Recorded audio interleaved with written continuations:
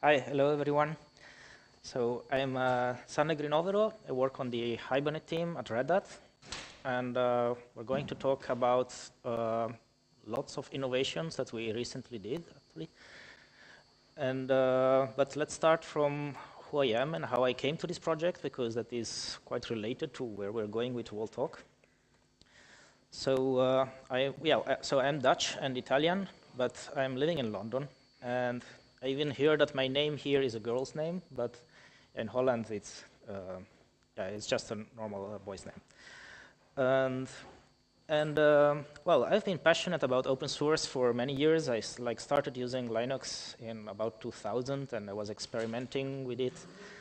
I did not expect back then to be eventually, like in terms of career, to work for Red Hat. I was just, hacking on the kernel, and I was really interested in performance, open source, and it was really like low level. So also not expecting at all to eventually in my career to work on Java or like higher level frameworks. And but in all this time, with this curiosity for open source projects, I started to contribute to many projects, and for various reasons, like, you just need it on the job, you're just some curiosity, or you just want to figure out how something works. So eventually, I started working in Italy. I was using Hibernate on some Java platform, and I was joining this team like I had no idea what Hibernate was and how people were working on this Java enterprise environment, which was totally new to me. And there were several performance issues. And that's where I started to dig in deeper and actually learn a lot about Hibernate, and quickly became a bit of like the Hibernate expert within my team. And I started contributing because I found some issues, or there were some features that we were needing to get our project on track, or to deliver the features that we were needing. And so about 2007, 2008, I was actually in touch with many of the Hibernate developers, and I was contributing a fix here and there. And then I actually joined the team full-time in 2010, and I've been working on all these projects, which we'll see today, since then, like full-time. So today I'm leading the Hibernate Search project, which is our full-text integration. There are strong ties with Elasticsearch. If you have seen David Pilazzo's talk this morning, you'll see that he was trying to integrate, like you have an application using Hibernate and using Elasticsearch, and there are obvious strong benefits of using a technology like Elasticsearch when you need a search engine, but it's hard to actually integrate this technology in an existing application which is based on a relational database. So that's what we will also be talking a bit about. And well, in 2012, I started exploring with Emmanuel Bernard, who is our technical architect. It's a bit of like our team lead. The possibility of using Hibernate for other kind of data stores, specifically like NoSQL was a bit of the new hype. And well, we'll see where that was getting. But first, let's digress a second about, so what is a person like me, like who was like deeply interested in performance, actually doing like with Hibernate? And so we are very often like challenged, like, oh, so there are many times that somebody comes up with a new framework saying, oh, so Hibernate is so slow, it's not really fit when you need to get performance improvements better. And so we see often like challenges coming up, like, oh, I made something which is like Hibernate, just it's like 10 times faster, or it's like 50 times faster for some specific use case. And sometimes it's right. Sometimes we improve Hibernate as well. But what I'm getting at is like this is like an open challenge, and none of these technologies really stick, because like in the long term, I'm afraid. And we're going to discuss a bit about these aspects as well in this talk. So since I'm interested in the performance that you can achieve on Hibernate, we have actually a big like of a dilemma, which I'm calling. Like, so I'm working on a library. I code all the time, like I use Java SE most of the time, like Hibernate is not depending on Java Enterprise, right? So it's part of a Java Enterprise stack, but we work on the lower level aspects, and we create these libraries. So what we actually do with these libraries, well, not much. Like, I'm diving really deep in the code that Hibernate needs to do to, let's say, validate your configuration files, or maybe make sure that the mapping is right on a specific database. But I'm not running a service which is based on Hibernate in production myself. And this creates a lot of complexity for us to figure out where exactly bottlenecks will be at runtime. So we often see that somebody comes with this new framework and say, okay, I can do the same as Hibernate, but just faster. And then now the problem is always like, it's not like you obtained a specific figure. Like, your benchmark is like, I get 50, and with Hibernate you get 30. So this is better. The problem is always like trying to figure out like why is actually this specific scenario in these conditions getting to 50. And it's way more interesting to actually think, well, why is it getting 50, and why can I not have like 100? Or I want like 1,000. Like, I want to go even higher and higher with these figures. I mean, you're not really reaching for like the ideal platform, which is like taking like 0 time and can scale unboundless, or run it on a Raspberry Pi and still serve Google to the whole world, right? There are some limiting factors, and it's always interesting to try to figure out where exactly your limits come from. Very often you'll find that it's the benchmark which is flawed, like it's not running in the right environment, it's not being run with the right settings. In many other times, you'll just find, a flaw in maybe either the database, or the JVM wasn't tuned, the JVM wasn't warmed up, or you're just running the wrong configuration, or you did not understand exactly how to use Hibernate. So it's always interesting to figure out why you're getting a level of performance and why not a different level of performance. Now,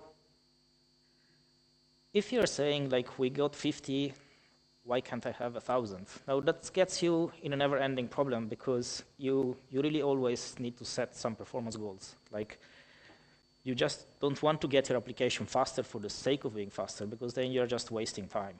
And we're professionals, we are well paid for our time. You cannot just dedicate weeks of your team just to make something slightly faster when there is no real business value out of that. So it's very important for the end users, and that's all of you, to set like, I will need to design the system to reach this level of expectations. This is a big dilemma for us maintaining Hibernate, because I don't have any goal. Like, I just want to feel satisfied that Hibernate is doing the right thing, it's designed correctly, and it's able to drive some really challenging websites. Like, we have loads of people who just use it for free. We have also loads of customers who like pay support for Red Hat, or pay support maybe from some other consulting company. I'm happy if it solves problems. Like, this gives me personal satisfaction and gives me the feeling that we are doing something which is useful for everybody. Now, this is a dilemma for me, because I don't have these thresholds. So I cannot really make it better without you telling me what's wrong in the library. And that's where I really hope to get you some feedback. So of course, measure, don't guess is like the mantra of Georg Pepperdine. It organizes really good performance tuning and diagnostics courses. I've been on some of these courses myself to learn and improve how to tune the application, or like just to identify where the bottleneck is, because that's where the JVM will fool you most of the time. So I am not running your application, so I cannot measure it. Like, we will be measuring how Hibernate behaves in certain workloads, and we have loads of tests. We do performance tests, we run these tests regularly, and I will try to profile these, run all kind of diagnostic tools that we have in the open source world, and not. We also have some commercial tools to analyze and see what we can improve. But the truth is, I'm not really measuring your application. Like, I'm measuring our predefined standard set of benchmarks. And it's all about trade-offs. So I will run my benchmark, and I will see, haha, we are bound on CPU time here. Like memory is totally fine, database access is fine. The database is extremely fast because it was tuned by some Postgres developer himself and with help from some Red Hat engineer from the platform team.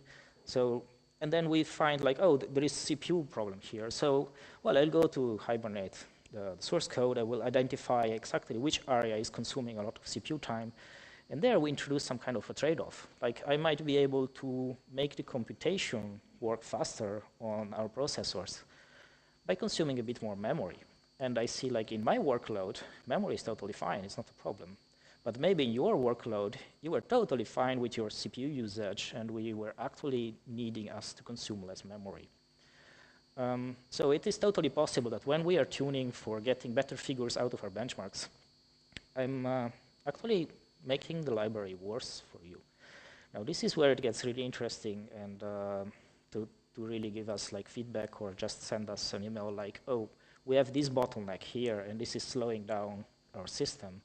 And this is where also we start having so many configuration options that you might need to know, because we might have like a knob there like optimized for memory rather than optimized for CPU. Like, I'm simplifying, of course, but this is where you have these different configuration alternatives, like use different databases, use different caching strategies, and so on. Because it always depends on what are you doing with it and where you're running it. And of course, we have a problem with the fact that library is essentially, like Hibernate is essentially a library through abstract access to the data store.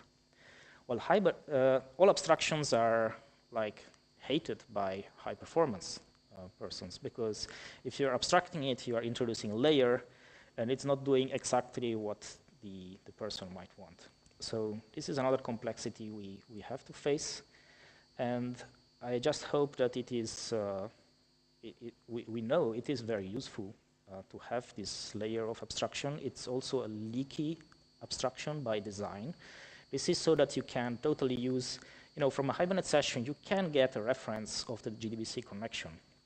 So if there is some specific use case for which using an ORM is not the right solution, you totally can take the connection and do it yourself. Or rather than using the connection right away, you can just create a native query and run a native query directly. So this is why it is a leaky abstraction, and some other purists of design actually don't like Hibernate because, well, you still need to know SQL. Well, of course, you need to know SQL to use a database. Right? Also, we hope that eventually, I'll have a couple of slides about some of the optimizations that we are working on.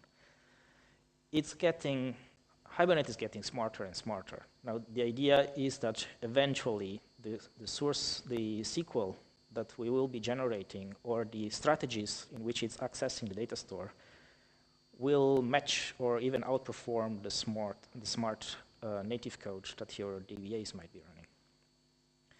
And then, of course, there is the other problem in which many people just use Hibernate and then they expect for every incoming request, let's just load your whole database in the heap to do some little rendering and then just throw it away.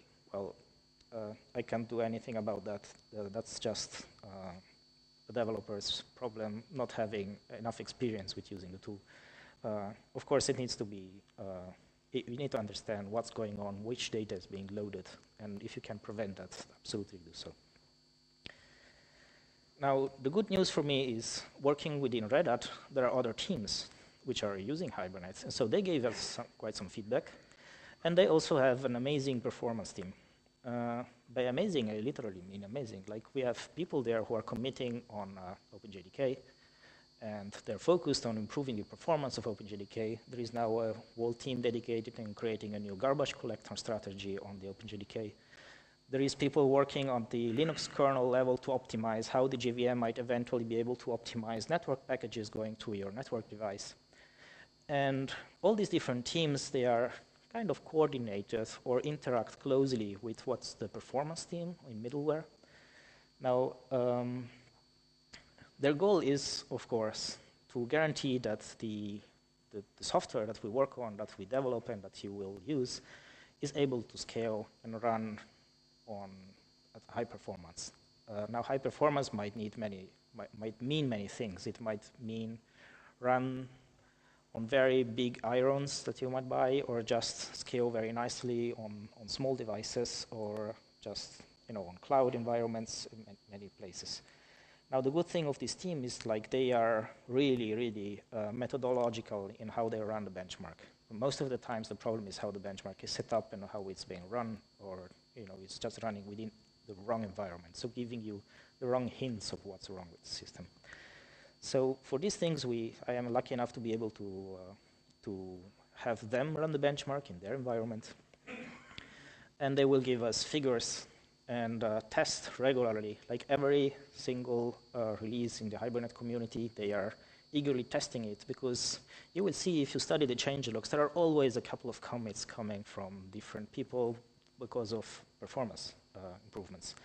And so they're always eager to see, okay, you introduced my patch there about the thing we discussed last week, now we want to test it. Now, one of these tests might take them a week or two to run. It's because the machines need to be verified, they need to be absolutely clean, they will want to monitor that everything, all the events that the operating system are giving like a clean run, and then the benchmark itself takes a long time, and then in many cases they will figure out, okay, this run is invalid because something destroyed the run. So it takes them a bit of time every time to verify this. But the conclusion here is that they're running, again, this specific set of benchmarks. They're running some well-known industry standard benchmarks like SpecJ Enterprise to verify that our latest version of the enterprise application server is fast and lean and doesn't leak memory, and you can scale nicely on it. Now, this is where it starts to become problematic, because SpecJ is a really good benchmark, but it doesn't test all of the things that we're doing. So for example, if you're using Hibernate Search, I have to tune and benchmark that within the engineering team, because they have no interest on running it, because SpecJ doesn't use it. So this is giving us a lot of feedback about how to fine-tune the details of what Hibernate ORM is doing, but it's not giving me feedback about all the features which are not covered by the benchmark. So you might be running into issues that these other teams, they are super good, but they could not cover all the features that Hibernate is actually providing. Now let's say a nice puzzle. So we noticed that one of the problems that Hibernate had in terms of performance was the amount of memory that it's allocating in short time. And so they have these big iron machines. The figures here are a bit made up. I know the ballpark ranges in which they're working, but I'm not allowed to disclose exact figures, so this is pretty much how it is. So in SpecJ, this large machine that I'm running is able to allocate, well, in 2013, you would run Hibernate, you would get a decent score, but not too good.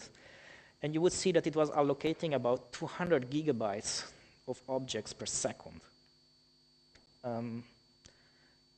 Your machines can theoretically handle a bit more, but you're very close to what can be done in practice. So this gives us a hint that the performance of your application is being saturating the link between the CPU and the main memory. So we start working on looking where Hibernate is allocating too much. And we make some good improvements. I remember we have been looking with Java object layout and tools like that. Can we, these objects are allocated really often, can we make them consume less memory, like padding in the heap and all that? So 2014 improves a bit. And we see also the performances is going up. So we are on the right track. Now what's interesting is in 2014 approximately, we make one fix, which is not so complex, and my theoretical figure of dropping the amount of heap that's allocated is really good, and that's what you can see there. Now the problem is, we gave this patch to the performance team, and then like 2 weeks later, I was like eagerly looking like, oh, do you have the result? Is it looking good? Like I was super excited, like, oh, it's going to be amazing. And they were like, oh, no, it looks like something went wrong. We'll have to try it again. And they were looking again in the patch. So the patch looks all right, but the performance is really bad. Like it deteriorated a lot. Like we should revert it, because performance we had before, when it was allocating lots more garbage, like unnecessary stuff, it was much better back then. Now, it took them a couple of months to figure out what exactly was going wrong. And the problem was, like, Hibernate became so fast, actually, that the database connection pool was either deadlocking or leaking connections and running out of connections just in a couple of minutes later. At that point, the application was starving because it didn't have actual connections. So we found this was really interesting, because when it comes to like all these competing technologies, we see that, well, they're all using the same database connection pools. So why did nobody ever find these race conditions before? It's like, oh, well, that means we're really good. Like we're faster than anybody else has ever been, because these bugs had not been found before. And so they go on and they fix the connection pools, which means contribute to other open source projects. And then this actually goes on and improves the performance. So yeah, the red line is the approximate actual throughput improvement in this test application. So the usage of memory goes down and the throughput is going up at the same time. But what does it matter for you? Well, not much. It just means it's using less memory. And it's theoretically able to go even faster. But I still need you to actually run the same tests, or well, your own tests, or test your own benchmarks in your own environment to see what's going on. Now let's jump back a second to 2008. I was working as a consultant on my own, like a contractor. And still I was committing on Hibernate, I was involved with these projects and so on. And that's where we had a dinner in Rome. It was Gavin King, Emmanuel, and myself. And we were discussing about this kind of performance issues, like when is it the right thing to use an ORM, when is it not, and when is it the right thing to use a database. And I was back then fascinated by these full text technologies and all that. But so the idea is Hibernate ORM back then was just connecting to relational databases. And they came over dinner with this idea, oh, you know, Sanne, the JPA, the Java Persistence API, it's just talking about persistence. And if you look at the annotations and the API, it doesn't really matter what kind of technology is running behind that. So what they were proposing was, can we just store it in anything else? And I was skeptical, but they said, well, we hire you if you just then work on this thing, and we try to make it work fast and efficient and all that. And so that's where we started this this exploration of actually storing things in a NoSQL data store. So, well, we called it OGM, which was originally the Object Grid Mapper, because the first idea was to target key value stores. So that they were called like grids or memory data grids. So it was an object grid mapper. But what we actually did is to evolve this into store in different kinds of NoSQL stores, because it seemed to fit quite well with some specific NoSQL stores. It doesn't fit well with all the NoSQL stores. But sometimes it works. So what we'll see now is we have relational databases, full text, and analytics, which are like a total different category. It's not really a database. You can abuse it as a database, but the purpose is different. We have caching technologies, which were already integrated in ORM, and they're obviously very useful when you're dealing with read-intensive operations on a database. And we have NoSQL databases. So obviously, you know about Hibernate ORM, and I'm going to open a small parenthesis to update you what's going on in Hibernate ORM, because we're working very hard on each of these projects, but there is an ultimate plan, which is what this whole talk is about, which is to integrate with the best storage technology that you have. And very often, you don't have a unique answer to that. Like if you're having a complex rich application, you will probably need to have caching and relational databases, and probably some NoSQL store for certain kind of operations, and you will probably need some kind of search service or analytics service as well. So just to see what's going on in Hibernate ORM. So Hibernate ORM 5 was a big release for us. What you will see is like, well, the Bootstrap API changed it. It's much richer to inject and override internal components. And this is also something we use to make your advanced tuning or just override some components like what OGM will need. The Hibernate Spatial project, which was started separately in the community, that was donated to the Hibernate project, and it was actually then merged in the same jar file. So it's available out of the box. The attribute converters of JPA were improved. The session API became a bit more type-safe. And of course, a lot of performance improvements that you don't see, but you will have. Now, Hibernate ORM 5.1 comes around, and they're improving the join capabilities that you have across the entities. We have a multi-load API, which is used internally by some of the other components which need to be smarter on how you will load data from databases to not waste time or to be more efficient. But this is exposed on a session. You can use it for your own application as well. If you need to load multiple entities, don't load them one by one from a database. Just tell us all the entities you need. They will be fetched in the minimum amount of batched statements possible. And then there are some more operations. I'm going to skip through these. But lazy group is an interesting one.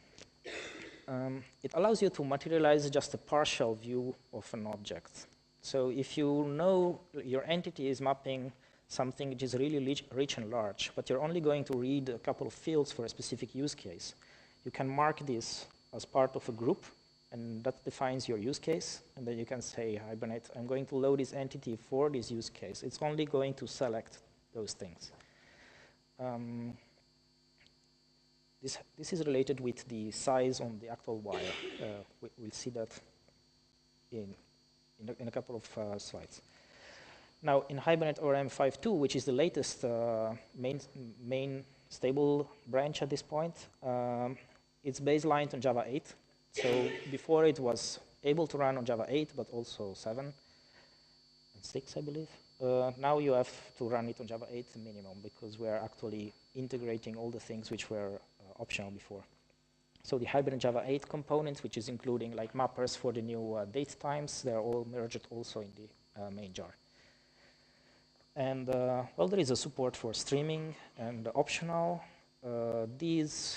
The JPA specification liked this, so they will be part of the standard in JPA 2.2, I hear.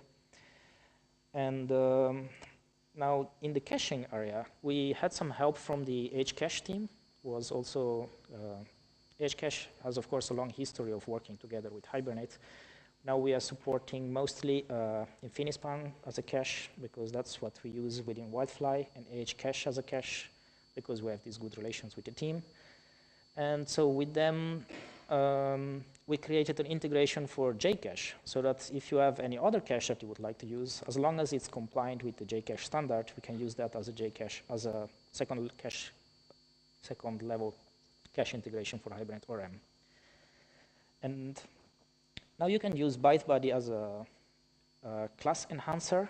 Now in the old days, you might remember we were using cglib. That's being long deprecated and was already removed some years back. So nowadays, the only option was JavaSys. JavaSys was working okay, but we had problems within modular environments. Like JavaSys needs to be exposed to your application, which means if you also have JavaSys around for other reasons, there will be class loading exceptions and problems that you don't want to see. Now, ByteBuddy is much better in this aspect. It's based on ASM, and it will just change the classes when it needs to change, and then it's not really needed at runtime. So the modular environments are a bit cleaner. Now, but the interesting part is Hibernate 6. We're working very hard on Hibernate 6. There is no pre-release yet. There is no date set yet. But there is this big work about the semantic query model. So they are finally restructuring the whole way in which a query is represented within the internals of Hibernate. This gives us a lot of power in optimizations and also, let's say, just better maintenance. So what we have today is, you might be familiar with the dialect interface. So depending on which database you're running, we can auto-detect the database and pick one of the dialects, or you can just force one of the dialects. If you have seen how one of these dialects is represented or is implemented, you'll see that it's about defining which strings need to be used to create SQL statements. And then Hibernate will concatenate these strings to generate the right SQL statements depending on the query that it wants to run. Now, this was working fine 10 years ago. It still works fine, but the approach is really not flexible for doing some more advanced optimizations or to represent queries in a way that we can actually optimize. So you might expect Hibernate to run highly optimized SQL statements, but it doesn't. Like, it creates, it's able to execute statements in a very highly optimized way. It will create the prepared statements, and it will create batching. It will compound multiple statements in one batch, and all these things are happening transparently. But the way in which the string is defined, or the meaning, the semantic meaning of the string, is a quite dumb code, to be fair. Now, what SQM is going to allow us is to really think of a different kind of structure of the statement, depending on the capabilities of the backend. It's also interesting for us. It's not just for translating HQL into actual native statements. It's also interesting to translate criteria into actually optimized statements. And I like to think of it more as the transition that you had between I'm an assembly coder and I can optimize things, and a C coder. And then, you know, there was this fight about, like, the assembly expert can do better, or it can push the performance of your system beyond. Now, the truth is, systems are getting way and way more complex, and recent compiler technologies can do much better than a skilled assembly expert, unless you are like the top guru in the world. Now, having an SQM model for the query means that we can actually embed some compiler optimizations within the generation of the code and know, okay, so this is Microsoft SQL Server version something. So we know that, like, pagination can actually be implemented with this specific proprietary segment, but it needs to be like, if it needs to be at the beginning of the statement, then, you know, this kind of reordering of pieces wasn't really possible with just string manipulation, or it was very efficient, or just not the way to do.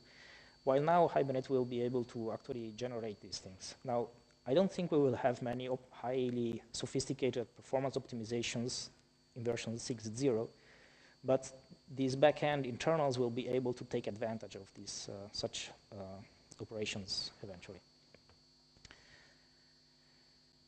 Now, there is a lot more work going on. We have Java 9, of course, coming, and we want to make sure that it's going to work on Java 9. So it's working okay-ish at this point. We are struggling with actually testing all the things because lots of the tools that we use for testing are not working on Java 9. But when we manage to, like, bypass these, the tooling issue, Hibernate itself seems to work fine so far. There is ongoing work to have things working better in OSGI.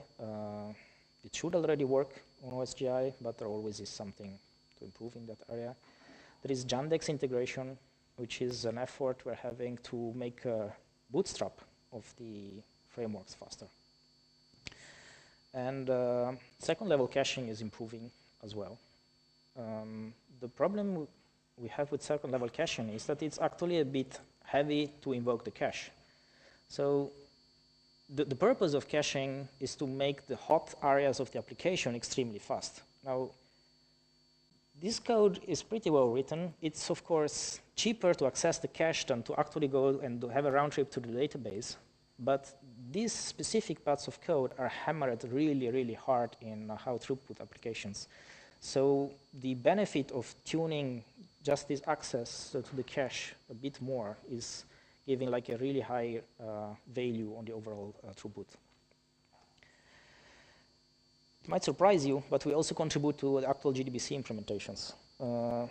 Also, mostly for performance reasons. Some of these databases, they are not super interested in what's going on in the Java world, or let's say the effort they put in making the driver better in Java is not as high as the effort they put in actually improving the database. So that's where a lot of our performance teams or the Hibernate team themselves help the JDBC developers, the connection pool developers, and so on. Now, I'm getting a bit late with my things. Let's switch. So we covered so far so improvements in the relational access database and improvements in the caching technology. Let's talk about full text and analytics. So this is where the Hibernate Search projects come in. And so as I mentioned, you really want to have a full text engine when it comes to do queries. So for this, like the de facto leader in the open source world, what I would say in the whole world, like there are no good challengers. Lucene is very good at these operations, and you cannot have the same level of flexibility and performance by using like the full text engines which you might find within the relational database. So it's really much better to just use Lucene separately. So Hibernate Search allows you to automatically keep a Lucene index as a sidecar from your database. And we will make sure that when you're making changes to the relational database or to NoSQL database, we make the matching changes into the Lucene index. So this is transparent. The writes are totally automated, and we try to make that extremely efficient, batch things, possibly use transactions when that's fitting in your architecture. While the writes are automated, the queries are totally on you. So we expose the actual Lucene API so that you can use anything which is working in the Lucene community. But let's step a second. So what is a full text query? Well, Google made it quite popular. This is a full text query. You type anything, and the system will try to match what's most relevant for what you're typing. In some cases, it will be just the first result, because it's really good at identifying what's the most relevant operation. Now, the problem with the Google search engine is, well, it works fine for what it needs, of course, but it's not useful for most developers because it's very wide and we're very non-specialized. It's about anything. Now, if you take like Amazon, that's a bit of a better example, because if you're searching for something within the web shop of Amazon, now the results will be things that they sell. And they will probably even be able to tune things to push higher things that they prefer you to buy over some other things. Now, all this kind of reasoning is stuff that you might need to code in your application, not just because you are selling things, but maybe you are developing medical specific applications. And like in a medical field, you very often have like custom acronyms which have a very specific meaning within the context. And you need to teach how these specialistic use cases need to be implemented for your application. So you need a lot of flexibility and domain-specific knowledge to get the search engine right.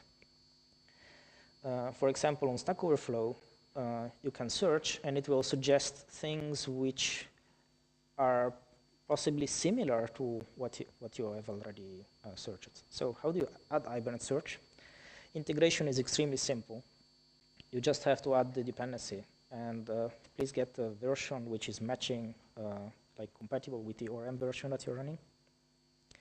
And now we also have an optional component which is allowing you to replace the actual Lucene index, which was stored on disk on your same application. You can actually use Elasticsearch as an alternative. Now, once you have the dependencies set, so that's first step, Now you have to pick what you want to index. So if you have an entity called, let's say, the actor, this is the simplest entity I can think of. You have an ID and you mark it as entity, and there is some property. Now first you mark it indexed with the Hibernate Search index annotation, and then you pick which fields or which properties you want to be able to search on. Now, this is pretty much it, except like if you want to use Elasticsearch, you would need to point to which Elasticsearch cluster to use. So first off, you enable the Elasticsearch integration. That's one line of configuration. Then the second line of configuration, which is mandatory, is pointed to a URL, which is where your cluster is running. And then, for development purposes at least, you can have it automatically create the indexes that you need, which will match the metadata of your domain model. This is pretty much all you need to do. Now, in case you want to use Apache Lucene in embedded mode, it's very similar. You have to tell him where to store these Lucene indexes on disk. Next step, you take a full-text session, which is a wrapper around a traditional session. So you have a helper to transform this, or you just inject a full-text session. Most frameworks should be able to do that. And then you create an indexer, start it, and wait. Now, the wait is important because what this is going to do is it's loading the whole database, stream it, process it, and build the index which is matching your database. This is something that you don't really need to do all the time, but you might need to do it when introducing search for the first time because you have an existing database and you have to create a matching index which will contain the same. Oh, of course, you can use the entity manager rather than the session as an alternative. Now, once you have an index and you have a database and they have these matching metadata, you can just run the queries. Now, let's say you want to run a native Elasticsearch query. We have some helpers for that. And you just use the JSON, which is defining the query from the Elasticsearch documentation. So in this case, it's going to run a query for all actors whose last name is Brand.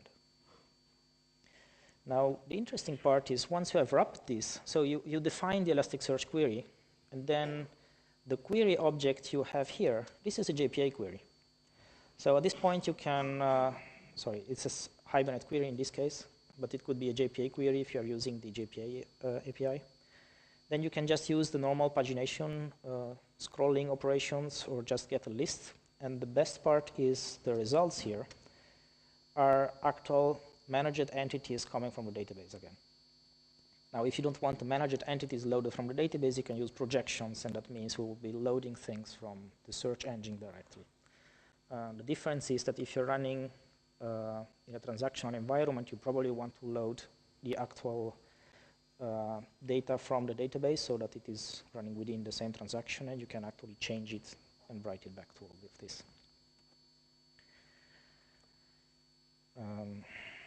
Okay, so that was an example to run an Elasticsearch native query, but you can also use like a simplified DSL, which is creating, at this point, is creating Lucene-specific queries because this technology was developed when we only had Lucene as a backend. And then you can run this query the same way. It supports way more, but I can't go too much into that now. So we have full text search covered, relational databases covered, and caching. Let's see what's about NoSQL databases. So that's Hibernate OGM. At this point, we have reasonably working integration with MongoDB, Neo4j, and Infinispan in 2 different flavors. So Infinispan is the in-memory data grid, but it can run in 2 different modes. One is running within your same JVM, so all your caches and reads are local in the same heap. Or it can run remote as a traditional database, so you have to connect to it over this proprietary hot rod protocol. And then we also have integrations for Redis, Cassandra, CouchDB, Hcache, and OrientDB is there. Some people are working on Gemfire. No, sorry, not Gemfire. Ignite.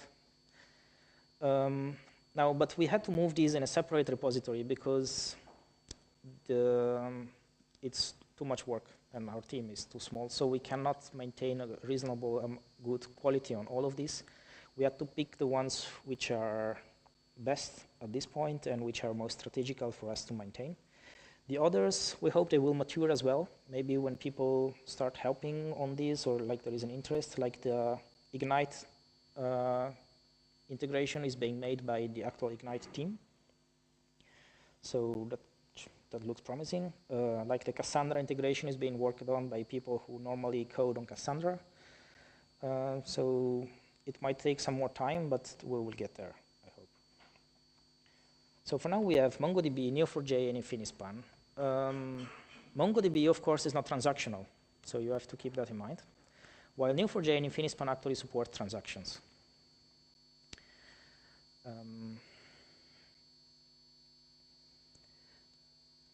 Sorry, I'll skip a couple.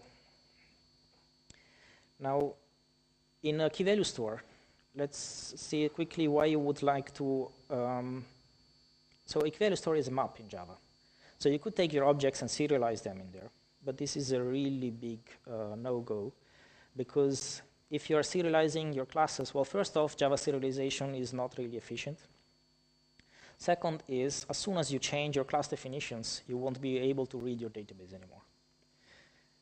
So let's say you have to upgrade your application, and then you have to explain your manager, okay, but now the database is totally gone.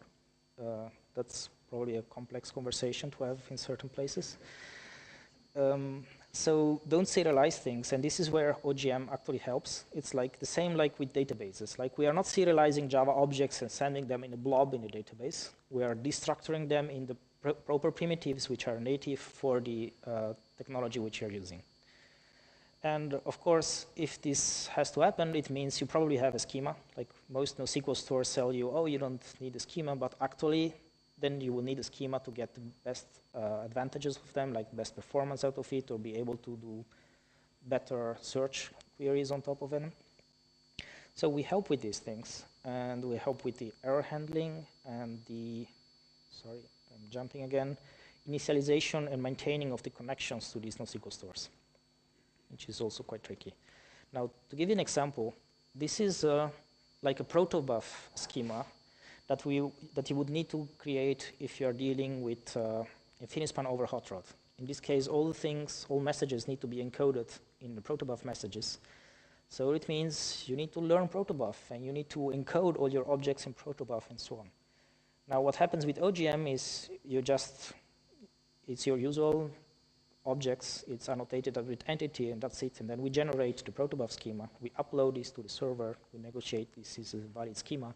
Then we can actually automatically generate encoders and decoders, which need to run on the top of this. Now, so this is getting back to the plans of Hibernate ORM. So in Hibernate ORM, there is now this query parser, which is based on Antler 2, which is really old. And this is parsing HQL queries to transform these into SQL statements. Now, Hibernate OGM is actually having a completely different query parser, because we need to know what you want to run, and then we have to translate these operations in actual native NoSQL calls. So like what we might generate is this HQL which you are typing, we translate that into a native MongoDB JSON query, and that's what's sent to the cluster. Now, with the SQM, we hope to actually converge the parsers and have one set of well-defined primitives which define how a query is looking like within the Hibernate ORM project. And then we will have backends which are able to transform the optimized model of the query into the different NoSQL technologies.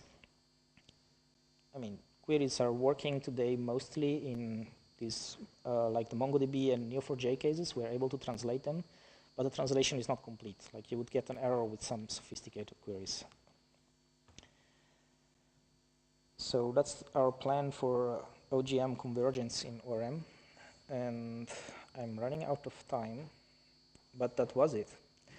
So this is our website today. It's no longer just ORM. It's a portfolio of various components which help you to integrate with databases. I hope the abstraction from the database is not too high. That's why like we allow, if you're using a Neo4j database for your backends, you can actually run Cypher queries. Like it's a graph-oriented language, so that if you're running Neo4j, it means your data is heavily graph looking, or you are interested in running graph queries. So we're not hiding any of that because of efficiency and performance, of course. So the scenario looks like that Hibernate is helping you to integrate with caching, relational databases, query technologies. I'd also like to mention, just on the last slide, there is this Debezium project, which is another data-related project that we're having. And while Gunnar just started working on it now, he's actually becoming the lead of the project. Now, Debezium is a change data capture library, which will be able to parse. It's actually able already to parse some databases. So it parses the transaction log of the database. It's not running within your application, but we can track changes happening within the application so that we can do a better job of keeping all these components on the picture in sync. And that's it. Thanks.